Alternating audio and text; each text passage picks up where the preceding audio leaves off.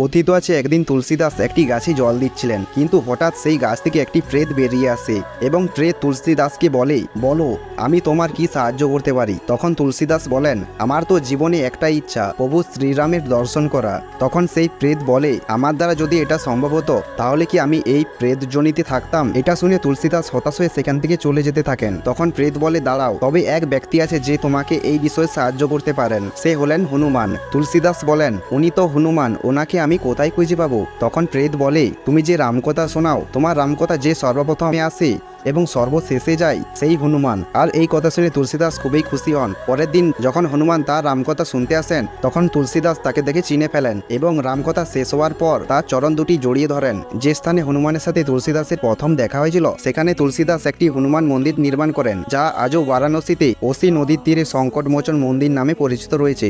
সবাই একবার মন থেকে বলুন, জয় শ্রীরাম, জয় হনুমান।